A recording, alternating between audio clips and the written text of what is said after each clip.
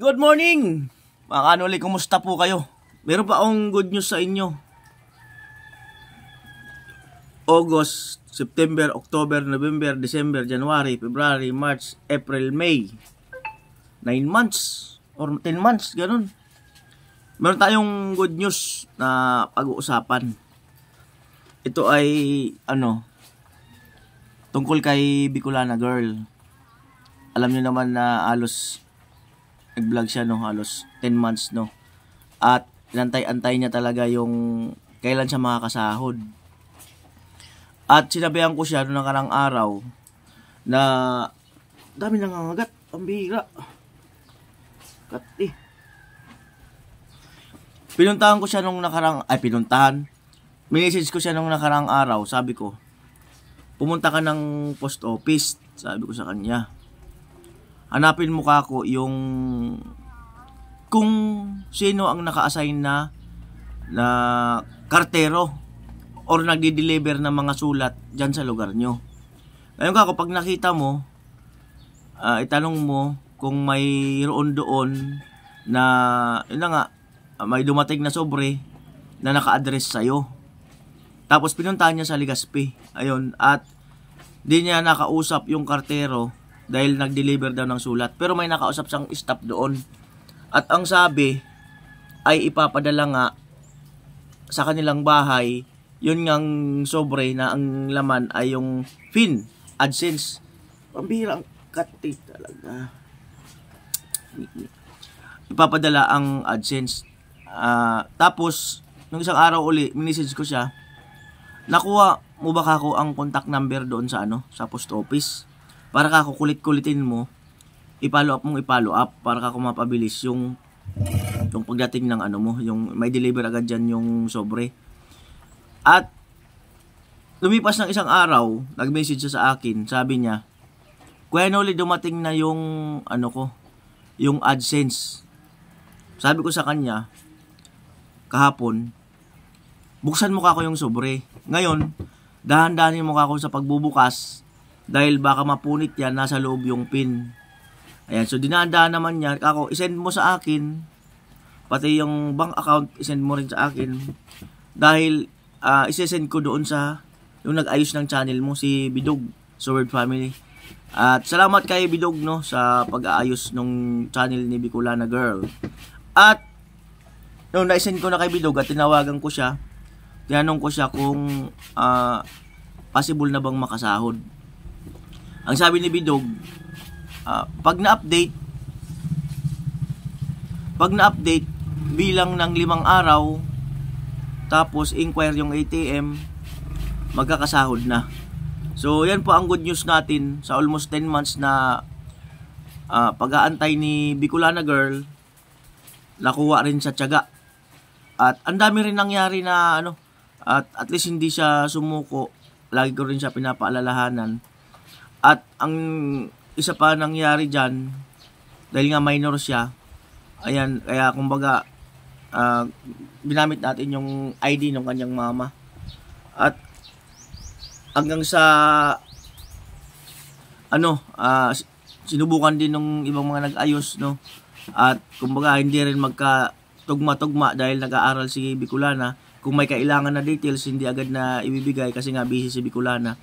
So, ito yung mga nakaraan, kinuntak ko si Bidogdo, ang IT ng Sword Family. At ang sabi niya, Kuya Noli, medyo mahirap-hirap ayusin to. Sabi niya. Sabi ko, ikaw na kako ang bahala. Basta ako magawa ng paraan. At sabi niya, sige. Sabi niya, at gawan ko kanya ng paraan to. Hanggang sa naayos niya yung ibang mga details. Hanggang sa nag-resend siya uli. Nag-resend siya doon sa hindi ko alam kung paano niya ginawa. Nag-resend siya ng para ma-deliver yung AdSense dito sa Albay. So 3 weeks ayun na i-deliver.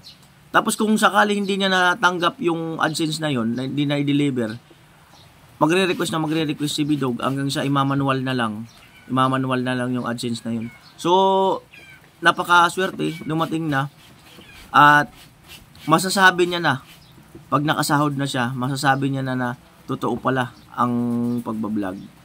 So wala siyang masyadong vlog, no? Maganda sana kung marami siyang vlog para at least gaya nito, kung makasahod siya nito, maganda sana marami siyang vlog para nakapondo siya. Next month, makasahod siya uli. Yan. At sigurado ako matutuwa yung mama at papa ni Bicolana Girl. At masasabi nila na magkakaroon ng extra income yung kanilang anak habang nag-aaral. At siya na ang gagawa ng paraan kung paano siya mag-upload, kung paano siya mag-isip ng vlog or content, no? Pero pwede naman niyang gawin dyan mga update lang sa kung anong ginagawa niya, sa buhay niya, nila, pamilya. Yun lang, kung baga hindi pa siya pwedeng gayahin yung sa amin kasi kung baga kailangan niya munang may, kahit paano kailangan may pundo. Saka nag-aaral siya. So, siguro marami naman viewers na tumatangkilik kay Bicolana. Kasi nga magaling naman siya talaga siyang mag-vlog, no. Hindi siya na bablangko. Magaling siyang mag-adlib. At ano pa ba? Noon kinumbinsi ko siya or namin na mag-vlog. Parang dalawang isip pa siya noon. Hanggang sa ayun, ginawa namin ng channel hanggang sa nagunti-unti. Siya ang pinakamabilis na halos ang bilis niya matuto mag-vlog tapos mag-edit. Kuha niya kaagad yung paano magsalita kahit nasa maraming tao, hindi siya masyado nahihiya. At yun na nga, magaling siyang humarap sa camera. So, ayan, sa mga magulang ni Bicolana Girl, ayan na, antayin nyo na lang po at makakasahod na po yung inyong anak. At ang sabi nga sa akin ni Bicolana, ang uunahin niya raw ay gamit daw sa bahay. Ayan, kung ano man yung bibilhin mo sa bahay nyo, ayan, meron na kayong sariling kuryente, andyan na. At salamat doon sa nag-sponsor noon kay Bicolana ng pakuryente. At hindi ko na matandaan kung sino yun.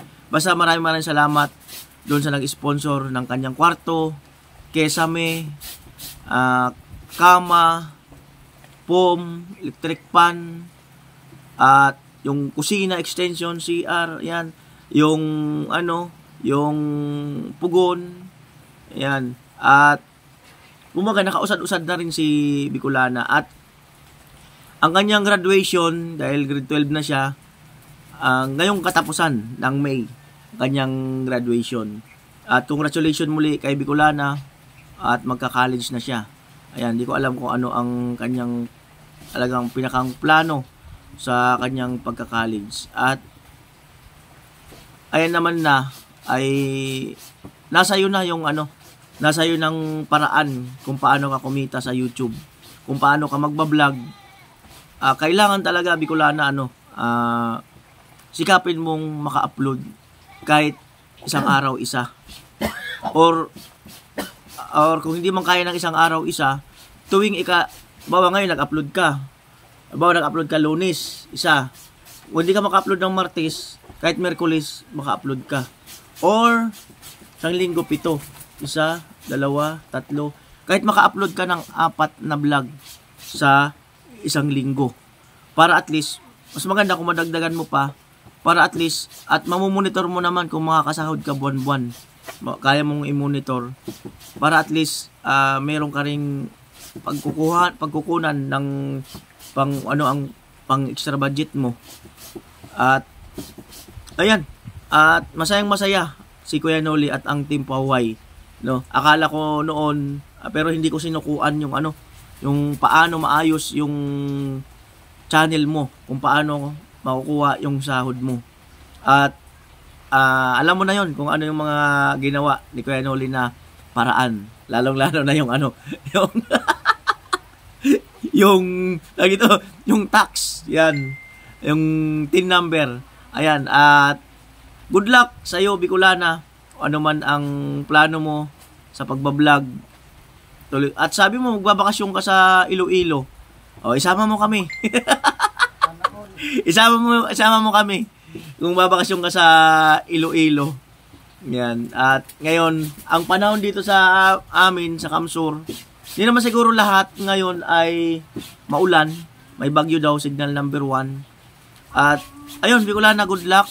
At kung ano man ang plano mo sa pagbablog mo, tuloy-tuloy mo lang.